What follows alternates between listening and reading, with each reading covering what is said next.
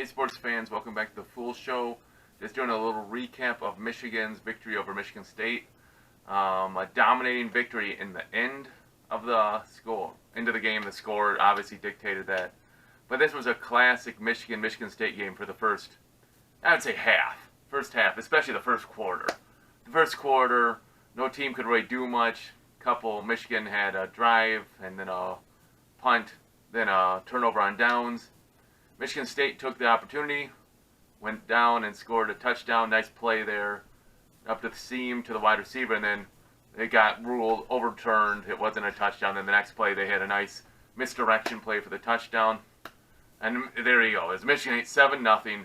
And me and my buddies like, oh, Sparty does this to us every time. It's like, Michigan State, you always get the best game from them.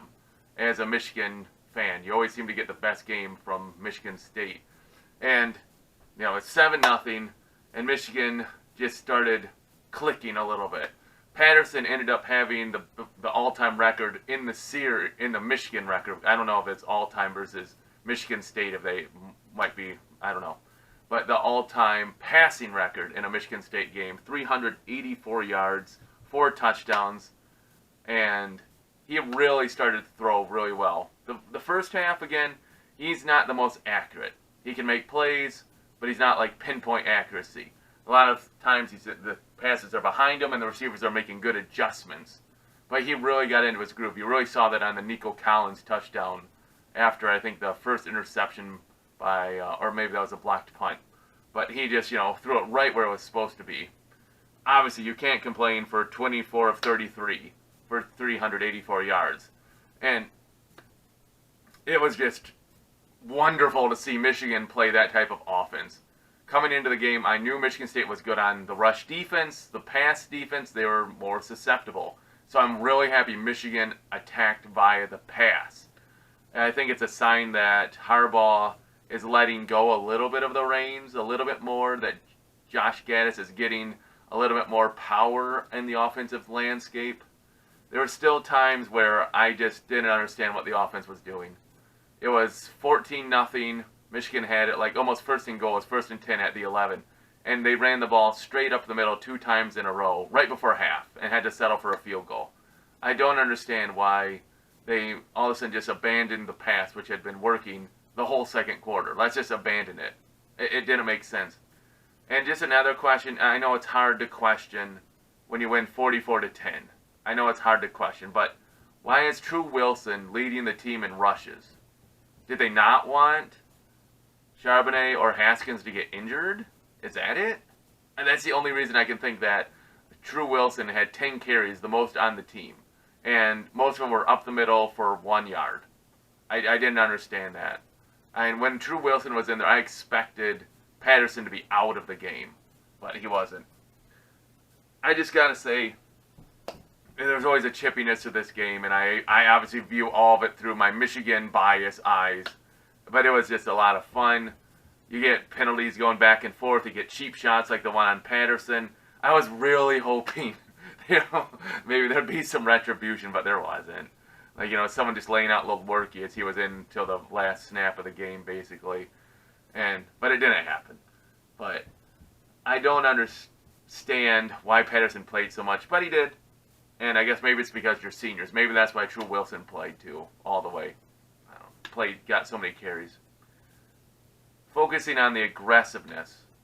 I loved seeing that after a turnover or after the blocked punt, you go right for the throat. You go right to Nico Collins at a nice post route over the middle, right?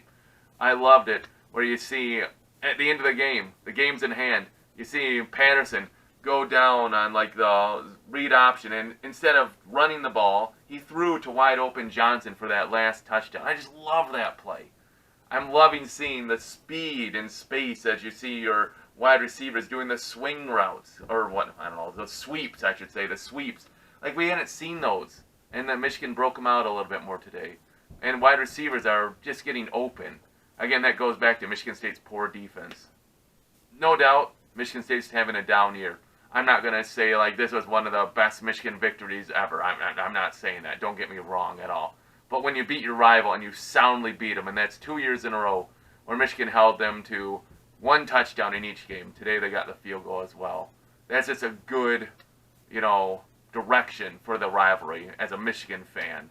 Just like it was a couple years back, I think it was 13 and 14, where Michigan didn't score a touchdown against Michigan State in some of those years. And the Michigan State defense was just outstanding, and Michigan's offense was not up to par. And Michigan State dominated those games. So it's good to see Michigan dominate this game. They're supposed to win those games. When I was growing up, I remembered the only chance Michigan State really had of winning in the series was when it was at East Lansing. Like, home games were usually blowouts like this. Not totally this big of a margin, but just like, it wasn't a thing to worry about. But it's nice to see that again. I mean, I was nervous coming into the week because I just have the horror, the memories in my mind of the botched snap, the rain game 14-10. It's like how Michigan State would rise up and play the game so well at Michigan.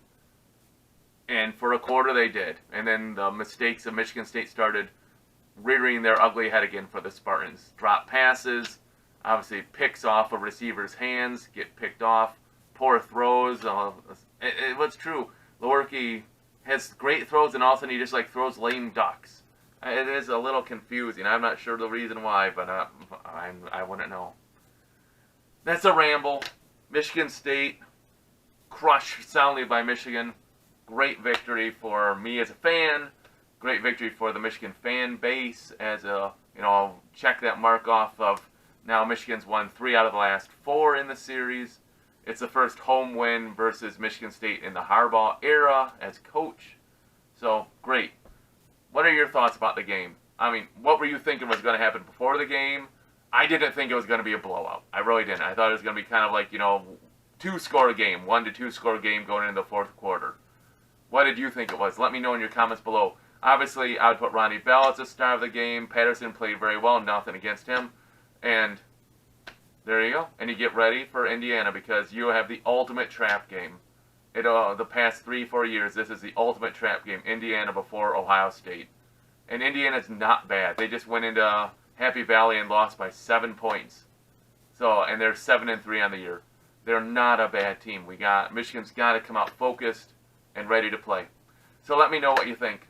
Hey, appreciate all the subscribers. Thanks for all the views. If you do like my content and you don't subscribe, please hit that subscribe button. And I'll talk to you guys after the Indiana game. As always, go blue.